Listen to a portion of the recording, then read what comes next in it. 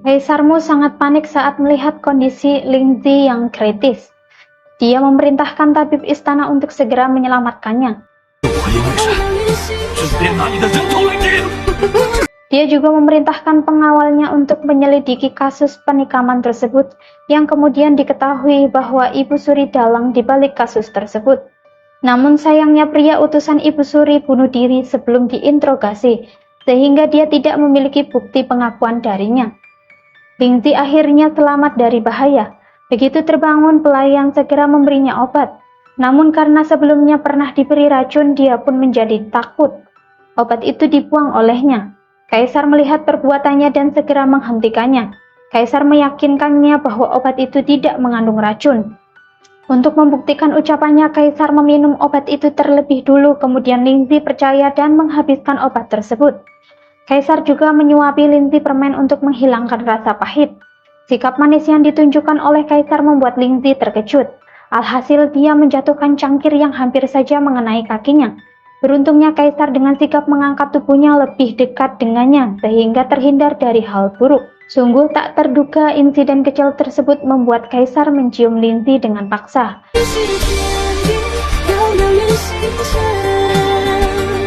Permaisuri Huan memanggil Lingzi ke istananya untuk memberinya peringatan agar segera keluar dari istana. Lingzi bertanya, selama ini Permaisuri Huan telah mengusir penghalangnya untuk mendapatkan cinta Kaisar. Namun apakah Kaisar akhirnya mencintainya? Dia menampar Lingzi dan mengatakan bahwa Lingzi tidak pantas bersaing dengannya.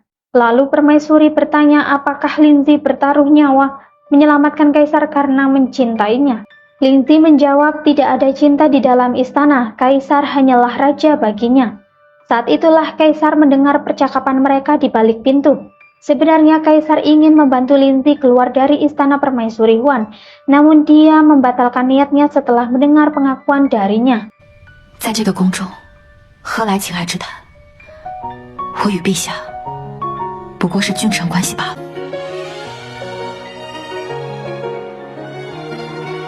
Permaisuri Huan meminta Lingzi untuk bersiap karena dia akan mulai bertindak kejam kepadanya.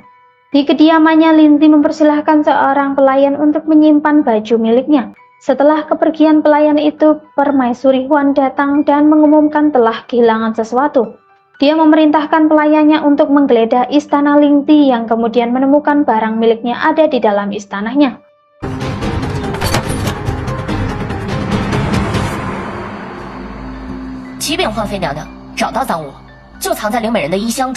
Ucapan Permaisuri Huan pun tak main-main. Ternyata pelayan sebelumnya adalah utusannya yang diperintah untuk menaruh barang di istana Lingzi untuk menjebaknya. Permaisuri Huan menghukumnya dengan hukuman potong tangan atas pencurian. Beixin, pelayan Lingzi, menemui Kaisar untuk meminta bantuannya agar segera menolong tuannya. Kaisar sempat ragu untuk menolong Lingzi setelah mendengar ucapannya sebelumnya. Namun akhirnya dia pergi menolongnya tepat saat tangan Lingzi akan dipotong.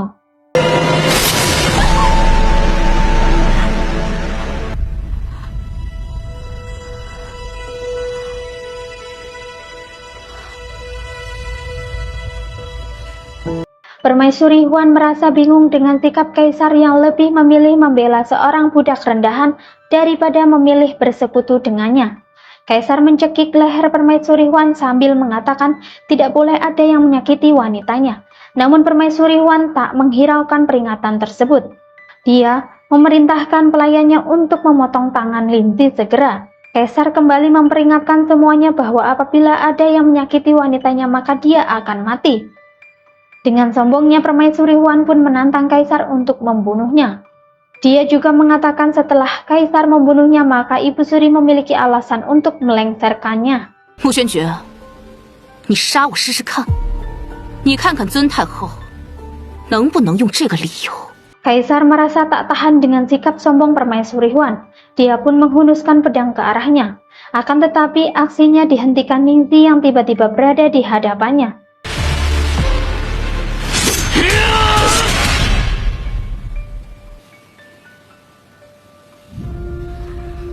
Kaisar pun pergi dengan menggendong Lingzi, sedangkan Permaisuri Huan hanya terdiam melihat kepergian mereka.